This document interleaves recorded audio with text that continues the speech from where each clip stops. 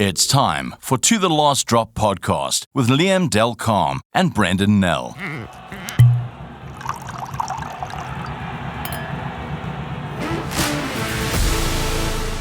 This is To The Last Drop. I'm Liam Delcalm. And I'm Brendan Nell. Brendan, last weekend there were two cracking European finals. Certainly the one on Friday night was one that had great South African interest. I think the other one on Saturday had it made for a few vibrations around the world because it was a epic Champions Cup final. But before we sink our teeth into that, the Challenge Cup final provided us with a number of thrills. Yeah, I must admit, I was very happy to watch on Friday night, very happy for the Sharks. Saw some suggestions afterwards that maybe they should remember that this is a second-tier competition. And in a way, it was like watching a boxing fight with the undercard, a very good undercard before the heavyweight title fight. But yeah, I mean, the Sharks, if you look at their history, they haven't won a significant trophy in the professional era. Talking about other than Currie Cup and talking about international competitions like Super Rugby, they've been the best team in Super Rugby never to have won it. Four finals kind of says that, doesn't it? Yeah, and so for them, I can understand why they got so happy and why they sort of celebrated like it was winning the World Cup. Good on them. Let them enjoy that moment. Yeah, I thought it was a thoroughly professional performance. Competent, they were. There was a lot of coherence in their play, and it was a performance that was worthy of a final. I mean, apart from the first couple of minutes where they were on their try line defending well, I have to say, they dominated that final. I mean, they put some points on the board and more than held Gloucester at arm's length. I mean, they looked quite comfortable. But you could almost see it. I think we also got the idea in that first couple of minutes that, when they sort of repelled them from their try line after Gloucester started so well, you almost got that idea. That's the mindset they won't pass and we will dominate. And just from then on, every single collision was dominated. Every scrum, there was only one winner. The funniest thing was watching that was the comical English commentary team. I don't know if you listened to them. Ben Kay. Yes, I mean, it's as if they didn't do any homework.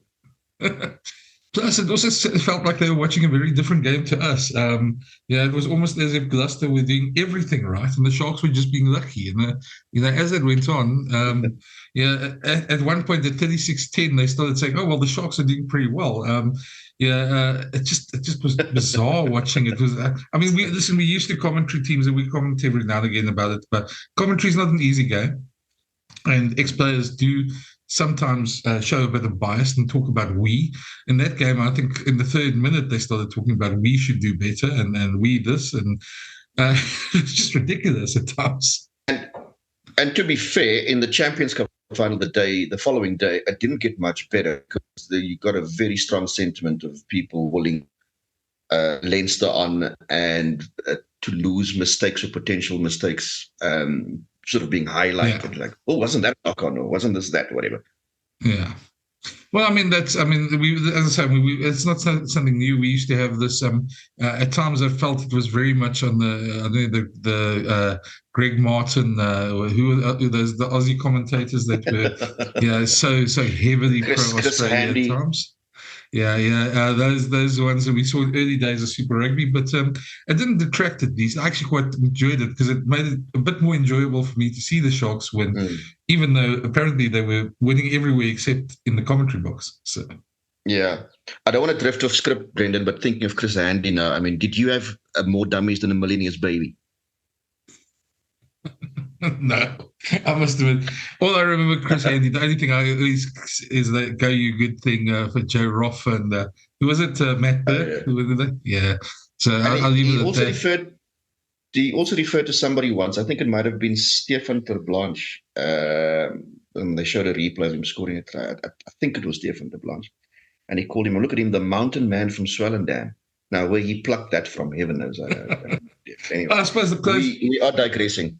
Yeah, the closest they have nowadays is Sean Maloney, but he's more on the Seventh Circuit than we hear him. So, but yeah, I mean, look, I don't mind a good commentator who's colourful. It adds to the game. I mean, I think the days of Bill McLaren are probably gone.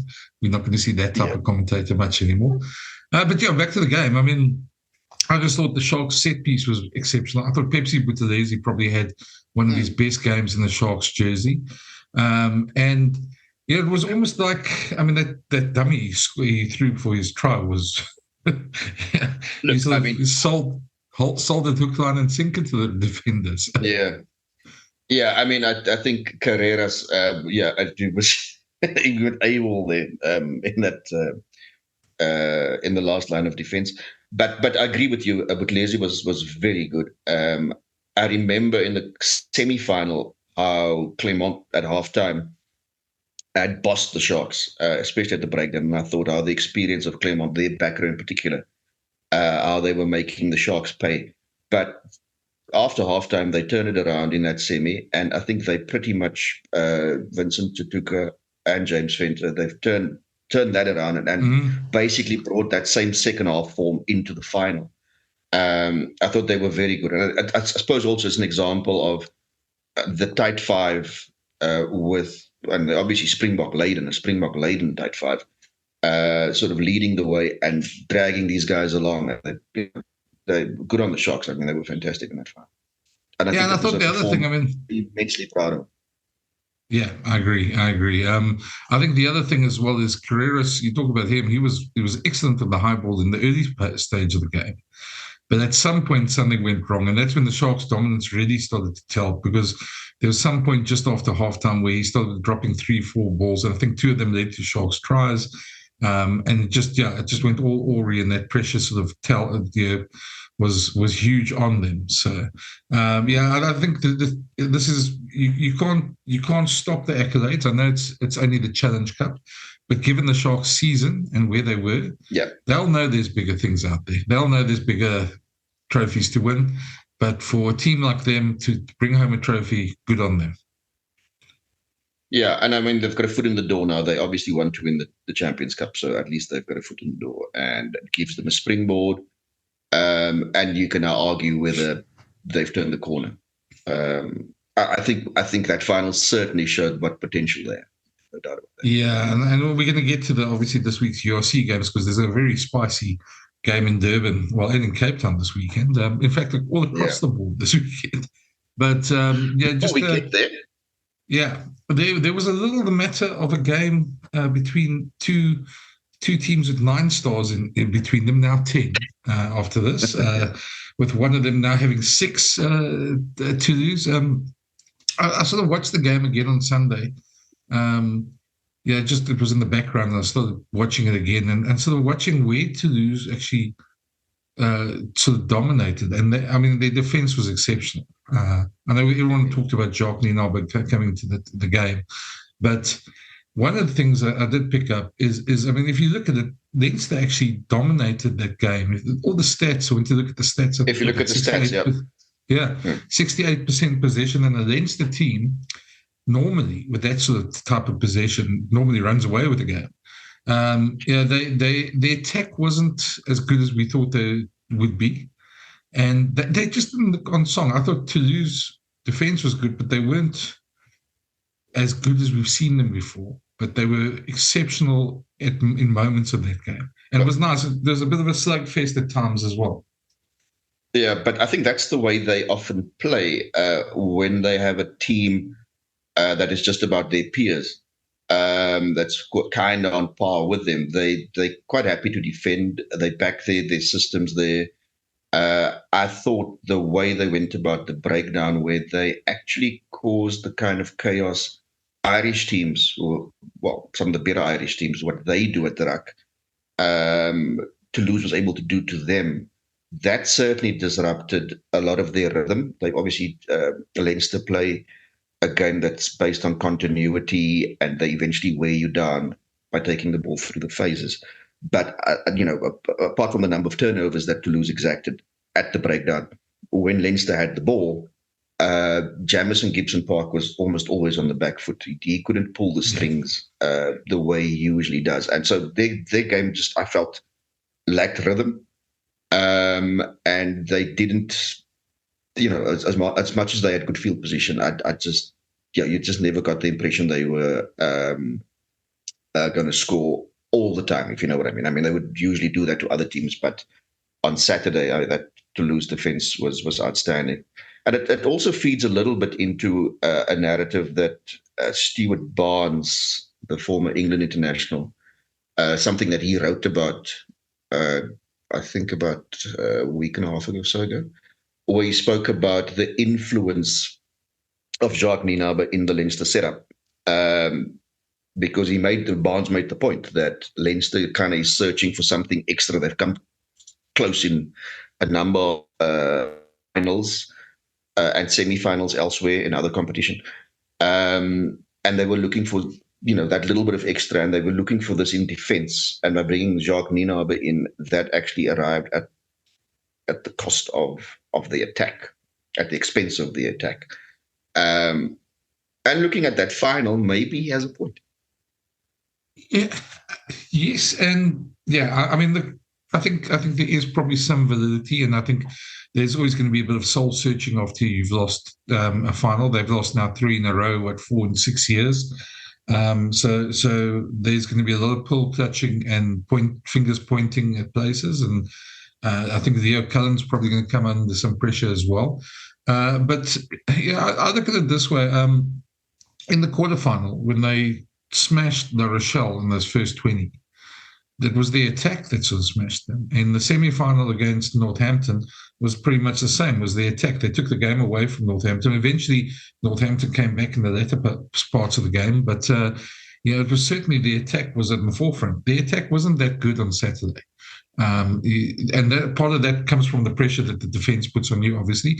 As you said, they play a lot around Gibson Park and Rossburn, and both of them didn't have great games. I mean, I think twice I saw how they slapped Gibson Park's arm sort of at a ruck, so he couldn't get his pass away properly. And I mean, that's some skullduggery there that they get away with, and that sort of thing. But those are the things, the moments that change games. And then on the other side, you could also say you look at the performance of a certain, I don't want to call him a maestro. I kind of sort of cringe when I hear all these superlatives going around about. He's the world's best player, Brendan. You can say so. Yeah, I mean, if I have to hear that one more time, I mean, don't get me wrong, he's a magnificent player, and he had an exceptional game in the final, which you want big players to have big games. You're talking about the little general now, aren't you? Yeah, but I mean, when you've you and I in our careers, we both covered Joost van der Westhuizen and Farid Duprier. We've covered some of the best players in the world. We've seen George Gregan up close. We've, Justin Marshall, some of the really good players. He is definitely, in a French context, probably the best halfback we've seen in the Six Nations for a long time.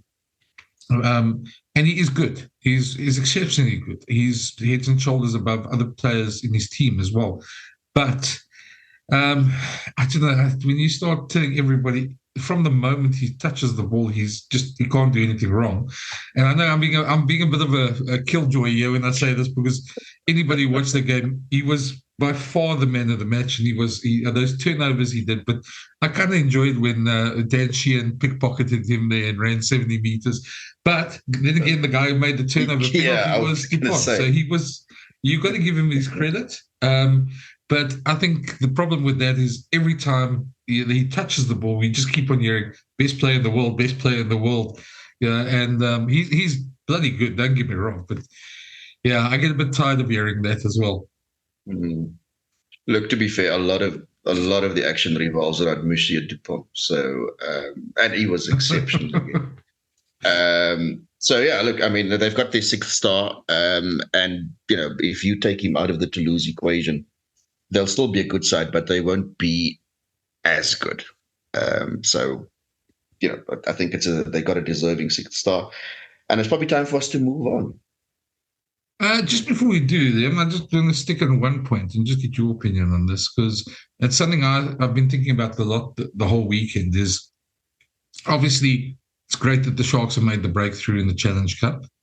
But looking ahead now, we want South African teams to do well in the Champions Cup. And there is an outside chance that we could have 4 teams in the Champions Cup next season. possibility of 3 is a lot more likely, but the Lions do have an outside chance of making it. We'll get to all those permutations now.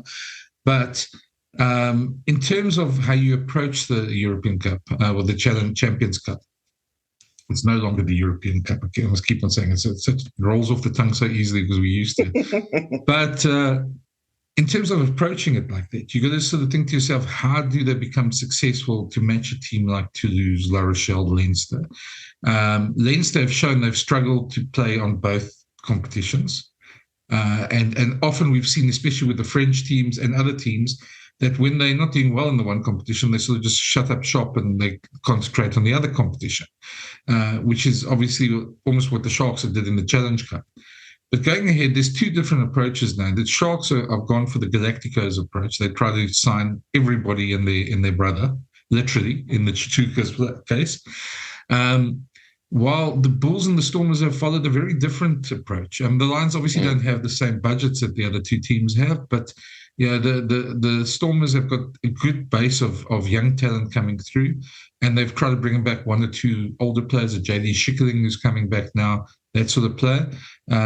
While the Bulls have obviously tried to sign a lot of these youngsters on long-term contracts, the Jan-Hendrik Wessels, Mpilo Gumede, Cameron Honeycomb, those type of players, and then bring back players like Akko van der Merwe, Kobus Wiese, who's joining them, Janus Kirsten, to try and sort of prop that mixture of youth and experience. Now, long term, I think for me, the Bulls and Stormers approach is probably better, because I can see in sometime in 2026, 2027, those youngsters having over 100 caps, if they can keep them there, obviously. That's the proviso. Well, that is the big thing, yeah.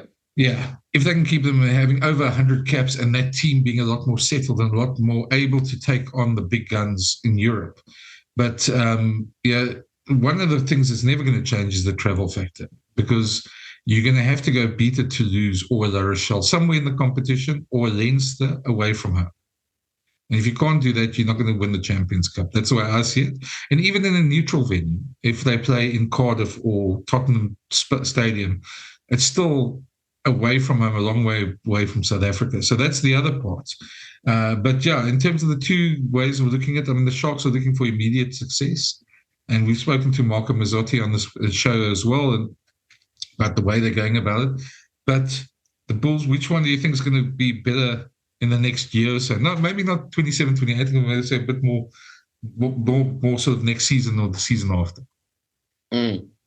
Well, I suppose there's the ambition of the franchise. Then there's also maybe at times the ambition of the coach or the director of rugby. And sometimes you kind of have to marry the 2. We spoke to Marco Mazzotti, and it's quite clear that the Sharks prefer. If you look at the current budget constraints on franchises, it's quite clear that they want the cap to be removed. That you can spend more on your squad. A team like the Lions, for instance, won't necessarily for that. They try and live within a reasonable budget. So if you have to compare the Sharks and the Bulls, however, you'd have to say the Bulls one in the longer run is the better one. But then you need to hold on to players, not just, I know Jake spoke about this a couple of weeks ago, and that wasn't the first time he spoke about it, but the need to sort of build the next 3-4 years and get guys like Elrich Lowe and Cameron Hanekom to 50 plus caps or even close to 100. But then there becomes the need to still retain players beyond that. So even if they win a trophy, that you don't have a mass exodus at the same time, because then you start from scratch again. So there will have to be a lot of forward planning when it comes to player retention. I suppose we'll always have a trickle of players coming back, experienced players coming back from abroad. So you'll always have that. But even there, you need to be careful about who you go for, the caliber of player you go for, your team profile, and so on. So if I was to put money on it, the Sharks certainly have the firepower to, if you look at that squad, to potentially run a Toulouse and a La Rochelle close in the Champions Cup. But I agree with you when it comes to traveling there and winning on the road routinely. I'm not so sure. Yeah, and part of the Sharks' big problem over the season has been the fact that they have 12 Springboks, etc. So who aren't available in the current global season. And we've done that global season argument to death, and nobody seems to be listening at World Rugby. But the fact that they have so many Springboks is a problem for them, because their downfall has been the fact that their backup squad, or the guys who have to get them through the regular parts of the season, just aren't at the same quality and can't maintain the same sort of standard as when the Springboks are there. To be fair, they have bolstered their ranks a little bit in that department, but whether they've done enough, I don't know. Yeah, and that's the thing. So you can see the Sharks sort of idea working if you're going to concentrate just on the Champions Cup. Because if you do it for those 6 or 7 weekends or 8 weekends in the season, and you've got your best players there, and you can go full ball for that one, great. But then you've got to ask yourself, where do you sit in the URC? It's a difficult one. It's going to be tough. And the other thing, sorry. I was going to ask, do you think they're turning the URC into the Currie Cup? Well, no, I don't think we go that far just yet. But I think if you look at it, the problem that somebody like the Bulls have is that, let's take a Cameron Honeycomb. He's signed till 2027. But let's say tomorrow Toulouse want him, or a La Rochelle or Stade Francais, and they come with an offer that's 6 times his, and they're willing to buy him out of his contract and pay a transfer fee. You always, that's the problem South African teams are always going to have. You struggling against currency that's 20 times more worth of you earning here, and there's always going to be those sort of situations where a player is going to get a big money offer and want to go. But I think the thing is to create the environment and the success and use the advantages that South Africa has in terms of just our lifestyle and our weather and all these sort of things, to try and keep players here. And that's a challenge for directors of rugby. And I think so far the Stormers and the Bulls are doing it pretty well. It's going to be interesting to see long term when those players hit 50 or 100 caps or become Springboks or become superstars, if they're going to be able to stave off the Wolves in that part of the system. But yeah, that's something we're going to have to watch. We can talk about that probably for hours then, but it's something we're going to have to watch going ahead. But I suppose we should talk about a little final weekend in URC that's going to be quite spicy. Yeah, you used the word spicy earlier, and there is the Durban clash where the Bulls have to go to Kings Park and try and secure, if not second, if not first place, then potentially second. And I don't know quite what to make of the Sharks this weekend, because are they still in celebratory mood? Will they have the effervescence of the Sharks sort of still spur them on, or will they be flat? Yeah, and what team are they going to pick? Are you going to pick all these guys to go for another round? And you would, sorry to interrupt you, but you would think that they would want to go out of the URC with a bit of a bang and, sort of put a performance in that their fans can be, their fans can witness and that they can be proud of as well, especially on the back of winning the Challenge Cup, sort of ride that wave, as it were. And bring some of that joy home. Well, you would expect that, and I think there'll be the natural sort of extra spring in their step, so to speak. To use a cliche, but facing a South African rival, and especially one that's higher than you on the log. So I expect them to probably go full ball. For the Bulls, I think either way, whatever team the Sharks put out, this is an exceptional good test for them. It's all one thing winning at home at altitude at Loftus against teams. Your test comes when you play away from home, and how you can do that. And chances are the Bulls are going to have to still play away from home at least once in this competition if they go all the way. We obviously hope that might not happen. There's one caveat. If Ulster beat Munster, and we'll get to those predictions, but if Ulster beat Munster and Bulls win against the Sharks and they finish top, then they'll be at home till the end of the competition. But There's lots of buts and ifs and these things this weekend. So I think for the Bulls though, they've got momentum. They've racked up since that Munster game. They've racked up some big scores. They're playing with a lot of confidence. They've got a pack that's playing well. Their pack will be tested against the Sharks most definitely, and I'm quite looking forward to that the scrum battle between that Springbok front row and Wilkelo and Gerard Steenekamp, because that should be quite good. The Bulls have had a very good scrum this season. And then the back three who've shown exceptional form for the Bulls as well. I mean, those Springboks as well. And David Creel's been in great form. I think in terms of that, I can't wait for the clash because, if the Bulls want to be champions, they need to win games like this. Yeah, it will be massively deflating if they were to lose in Durban. Because also you don't want that kind of defeat ahead of a quarterfinal, even if you're going to be hosting it the following week. Well, if you're going to be hosting the quarterfinal. So a lot on it for the Bulls, there's no doubt about that. But I really hope the Sharks pitch up and make it a proper spectacle. And I suppose also there'll be something in it for the Bok coaches. I mean, they will obviously know, who they want for the Wales test and for the series against Ireland. But it'll be good to see some of those big names measure up against each other. So yeah, that will be it's very much a clash to look forward to. Yeah, and I think, that's the nice thing about got to give the UFC credit. We can talk a lot about scheduling and travel and things like that. But when it comes down to a final weekend where you've got derby games, and even when Team 2 is playing Team 13, like we have in Durban, and there's a lot on that game for both sides, it's good to see. It means the competition is healthy. Yeah. I mean, nobody's traveling across continents before the quarterfinal. So that's, at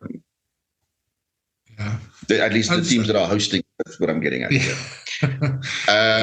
And then the game in Cape Town is one that has a different kind of spice because the Lions have an outside chance of performing a miracle. I mean, it's not impossible, but it'll require tall order. And the way I see it, they'll probably need to get a bonus point in Cape Town to try and sort of smooth their path into the quarterfinals. Yeah, they're definitely going to need a bonus point, and then they're going to have to hope. The Sharks victory in the Challenge Cup has obviously meant that there's only 7 qualifying spots left for the Champions Cup next season. So if that's your aim, you're the Lions, you're going to have to hope that best result would be Edinburgh and Benetton drawing their game. But what if the Lions prefer to take the low road by sneaking into the finals of the UFC, and then go on win away from a final, win away from the final, then spot in the not impossible. What do you think? No, it's not impossible. It isn't impossible, but I mean it's improbable. Let's be honest. No. I think they need to get into the top 8 mix. Yeah, and that's the thing. One of Edinburgh and Benetton, whoever wins, they're going to probably qualify, secure the qualification. The big game is obviously Ulster-Munster, which we'll see who comes out on top there. Ulster now suddenly have to try and finish 7th because they could have snuck in 8th, so they've got something to play for. And they're coming off a win over Leinster. So there's a bit of spice, but they're playing away from home in Limerick, so it's going to be tough for them. And Munster at this stage of the season, I don't know. You just see that sort of champion side sort of glint in their eye. They look like a side that's not going to back down. So I think it's a bit of a long shot for the Lions, but it can happen. I think what Ulster will need to do is just at least get a bonus point, because that puts them on 54, which means the Lions will have to win. They will have to get a bonus point against the Stormers, but that won't be enough because Ulster would still have one match more if the Lions were to win in Cape Town. So that's what the Lions. But it's also a scenario that is not unlikely. So with Edinburgh and Benetton both 9 lines, I see that as a tight contest. And you may very well have a situation where those teams have to settle for a draw. Well, I think that would be the best result for everybody. I mean, look, part of me, it's sort of, obviously, you and I cover different teams. I cover Bulls and Lions. So from a Lions point of view, I want Ulster to lose to Munster and the Lions to sneak in. But from a Bulls point of view, you'd want Ulster to win. And that wouldn't be good enough for the Lions, though. But yeah, so the Bulls. Okay, let's have a draw there as well. I mean, but that's not enough for the Lions. No, it's not good enough either. So that's the problem. So I don't know. I think we're going to be watching with calculators and things like that. The Lions have got a very good points difference, but that unfortunately only works if it first goes on wins, and that's their biggest problem. They've won less than the teams above them. Yeah, well, there is a path for the Lions and for the Bulls. Bulls win by bonus point in Durban. Munster only get a win. They then level on log points, but then the Bulls have a better points difference. Yeah, much better points difference. In fact, the Bulls will have, they'll have the same number of wins as well, but the Bulls have a better points difference. So there's one. Yeah, I don't know. I mean, it's going to be one of those where we're going to be watching sort of and having updating the log the whole time. But yeah, there is definitely a path. Of course, the Stormers can only finish 7th if they lose. That's the lowest they can finish. So they qualified for the Champions Cup, so they don't mind. But they haven't lost at home to a team since the Lions. I think it was on the 2nd or 3rd of December 2023. It was in December, yeah. Yeah. So right. It's almost 2 years that they haven't lost it, to a year and a half. And they're not going to give up that record very easily. So I think we're going to see a high-scoring game there.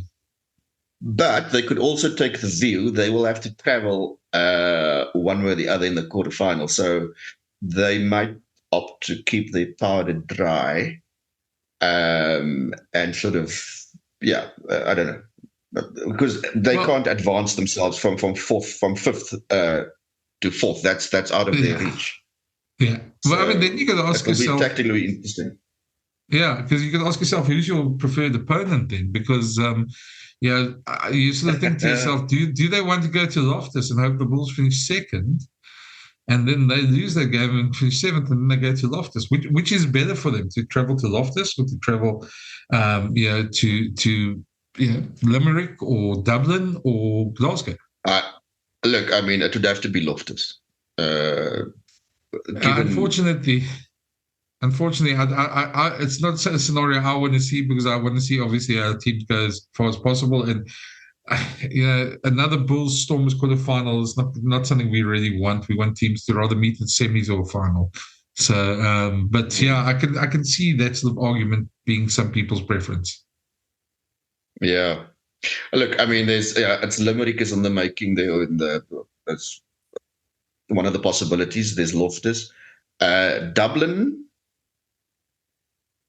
Well, it could. I mean, I'm just weird. They can't finish higher than 5th, so they're going to have to. Yeah. So they're going to play one of the teams above them. So and that's Dublin or Glasgow. Yeah, so where they're going to be. Right, Brendan. So let's have a look at the other games on this weekend. Let's call some of them tasty this time, because you've got Leinster Connacht on Friday night. How do you see that panning out? Well, I mean, I think the backlash from Leinster is going to be interesting to watch, because they're going to be hurting big time. And I think we should let you just listen to Jacques Nienaber's comments as well. Sorry to interrupt you. Didn't we say this last year? And the year before, wasn't it? No, we shouldn't be happy about other people's pain. They Leinster are no. I'm not suggesting. We love them for their consistency. Glasgow Warriors, Zebre. A big before we go there, 5-point performance there for Franco Smith's team. Yeah. Before we go to Glasgow, I think let's just put a bit of perspective. It's one thing us laughing a bit about Leinster's pain, but let's listen to Jacques Nienaber and just what he said, whether it will leave a scar on them in terms of the URC campaign. Here's Jacques chatting about it. Yeah, it's not in our hands. Yeah, 100%. So, for us, I think the big thing this week is literally focusing on us. making sure and I'll say that with all the respect to Connacht and our opposition. I mean, obviously you have to have a good understanding of how they operate and how they work, but I think the main thing for us is just to make sure that we do as much as we can, and then we literally have to sit back and see how things play out. I think that we definitely we will have a home quarterfinal. It's just then do we have a home semi, or but that will depend, like you rightly say, on other results. I don't know, because I wasn't part of the others. I'm only part of this one, and I think the main thing is probably to although there will always be emotions involved, I think the main thing is to try and detach emotion as much as possible and look as objective to the game as possible, and try and get emotions out of the way. And like I said in the first question that I got asked, I think if you take all the emotions out of the way, there was three areas that we probably didn't tick the box. And the first and most important one is, did you win the game? No, we didn't. Then second of all, did we have good discipline with ball in hand? No, we conceded too many turnovers. And thirdly, did we have good continuity on attack? And when I talk about continuity, I talk about our breakdown and making sure that we get good quick rucks. No, we didn't do that. And that's the objective side of things, So if you want to bar that, I think defensively there was good parity between the two teams. I thought if you look at our attack in general and how we carried ball, getting over the advantage line, creating line breaks, creating front football, meters per carry. If you look at that statistics, probably we were good in that department. If you look at the set piece and you look at our attacking scrums, getting penalties out of it, that's probably another. So I think one must try, long story, long answer for a short point. I think one must look as objective as possible to it. And like I said, if you look at that, I can't say if there's a mental block. In my mind, no. Why would there be? You lost the game. Yes, it's a final. But it's like any game that you lose. You've got to try and cut the emotions of it and look at it from an objective point of view and find solutions. No, for me it's easy. I just look objectively at it. There will be a lot of white noise, and there will be a lot of talk around it. But the main thing is you got to stay in the reality. There will be a lot of, like I said, a lot of white noise and a lot of talk, and you should have done that, should have done this. But at the end of the day, you got to cut all that white noise off. Look at the game in the barest of way that you can, and look at it as objectively as you can, and then you must say, okay, listen, what was good, what was bad, and what do we need to fix? And it's literally as emotional as that. Yeah, no, definitely, especially looking at the URC, and we're fortunate that we missed out on we played in a final of one competition and obviously couldn't get it over the line, but we are fortunate that we still have another competition and a trophy to go for, so it's moving on to the next. We've got 4 big weeks left, and we must make sure, if you go into the knockouts of this other competition, or the URC competition in the quarters, the semis and the finals, if you go into knockout rugby, you always want to go in preferably with momentum, and that's why it will be awesome for us if we can build momentum going into those knockouts. So it's important for us to turn the corner as quickly as possible and go with momentum into the next game, into the knockouts. Okay, Jacques, I might just ask one question for Leinster TV, if you don't mind. It's our last game in the RDS before the redevelopment. Since you've come in December, how have you found the atmosphere and the Leinster support? No, yes, the Leinster support has been phenomenal. That's probably the thing that hurts. If I say we look at it unemotionally as possible, the game on Saturday, that's the emotional part that probably hurts the most is the loyalty of the fan and the effort that the fan goes through, and that we couldn't enlight their weekend and enlight their year, and make them happy. I think that's the emotional part. That's the part that probably eats you alive inside and will eat you alive for some time. But from a clinical rugby point of view, get clarity, no emotion. This is what we need to fix. Let's move on. But the fact that you drop the fans and you couldn't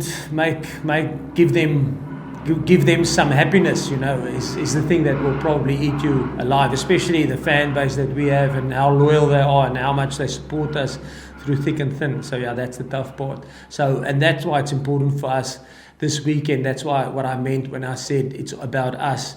We've got a couple of players that are finishing up with Leinster, and it will be, and we're obviously finishing off with RDS for a while. So it's important for us to make sure that we finish on high in terms of that. So there's a lot for us from an emotional point of view to play for this weekend. You're with Brendan Nell and Liam Delcom on the To The Last Drop podcast. Always good to hear from Jacques. Glasgow Warriors against Zebre Parma.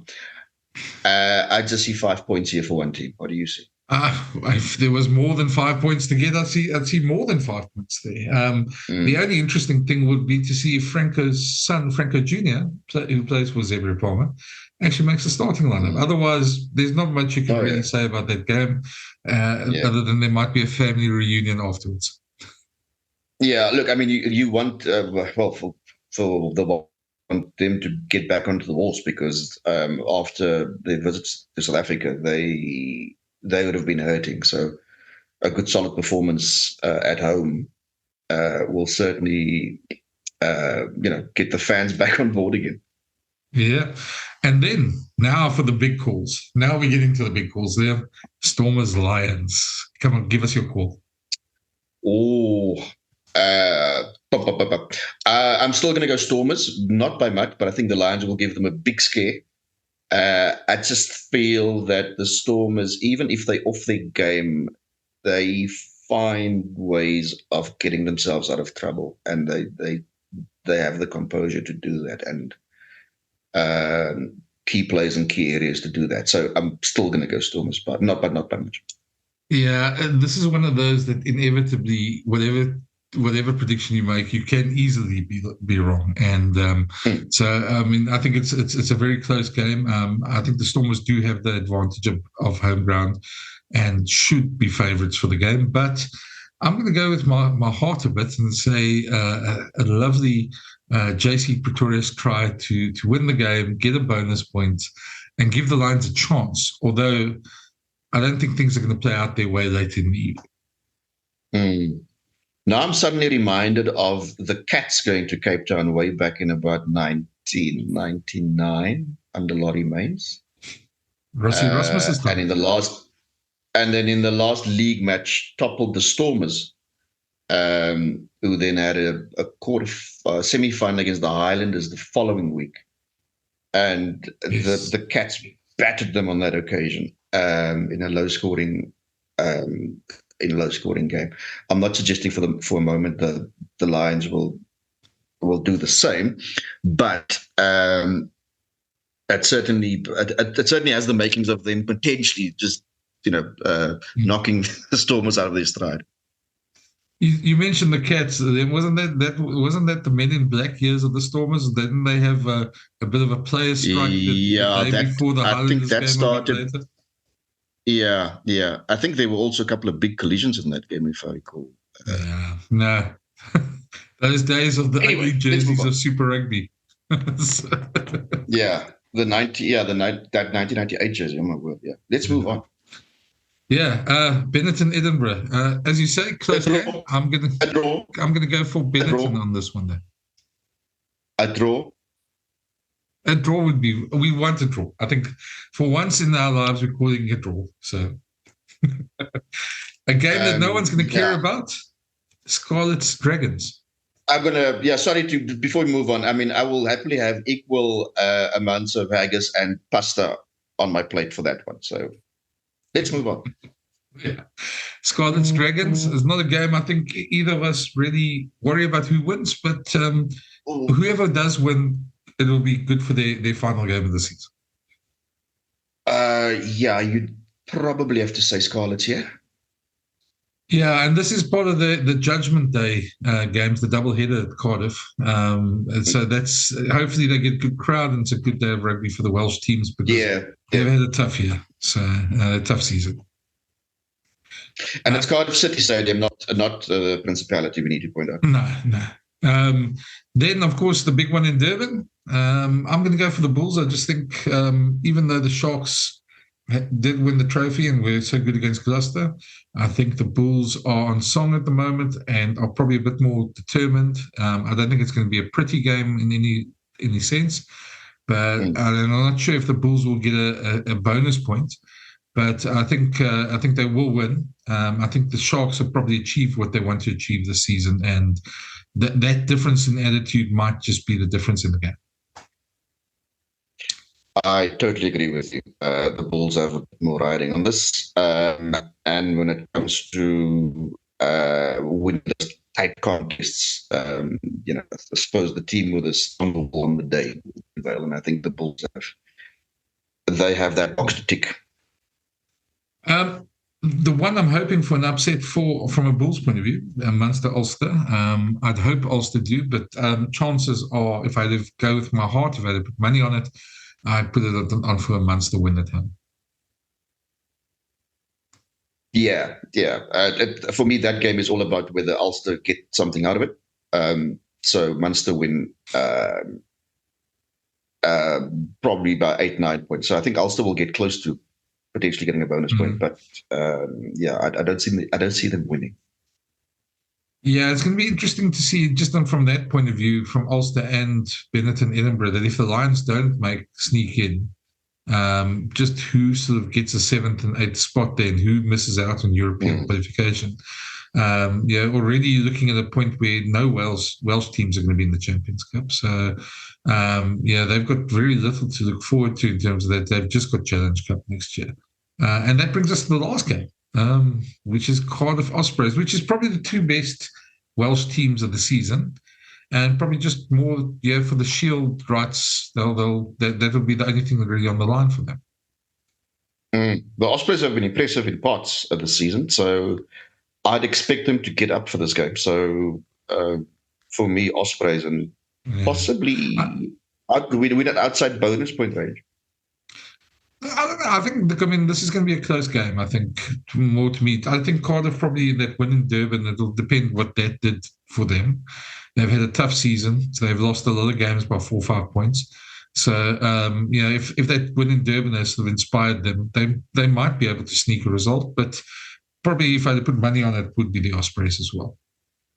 And that's it. It's a nice full roster and a lot to look forward to before the quarterfinals. And I think it'll be a